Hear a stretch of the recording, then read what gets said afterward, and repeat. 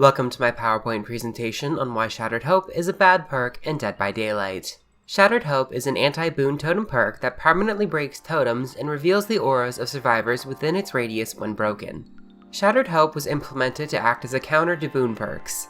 At the time of its introduction, Circle of Healing ran rampant with its incredibly strong self-care bonus. However, Shattered Hope never took off partly because it wasn't valuable enough to occupy a perk slot, and Circle of Healing was reworked to its current version less than a year after Shattered Hope was introduced, thusly ending the meta it was made to counter. As a result, it fell from what little grace it had. Shattered Hope has a fatal flaw. It has no primary effect other than to permanently extinguish boon totems. If a survivor does not bring a boon perk, then Shattered Hope is a completely useless perk. Almost every other perk in the game has some utility and effect that can be applied regardless of the perks that the other side brings. One exception are perks and by extension add-ons that inflict exhaustion on survivors. That being said, exhaustion perks are to a degree ubiquitous, whereas boon perks are not. The average boon perk is generally mediocre, certainly usable in any match, but generally their effectiveness correlates to survivor coordination.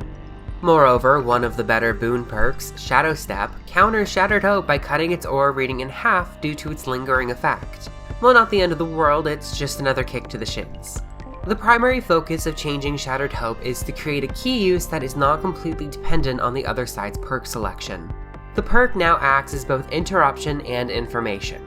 In addition to permanently destroying boon totems, the perk now causes the base regression of damaging generators to be increased by an additional 2% progress lost. Retaining a trace of the perk's previous iteration, the killer can briefly read the aura of the last survivor to repair the generator they damaged or the survivor who cast the boon totem they destroyed. Once activated, the perk goes on cooldown.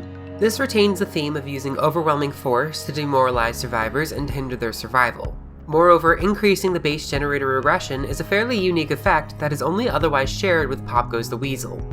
With the addition of generators to its activation conditions, it now becomes a perk that is usable in every match. Thanks for watching, leave a like, and put your thoughts in the comments below.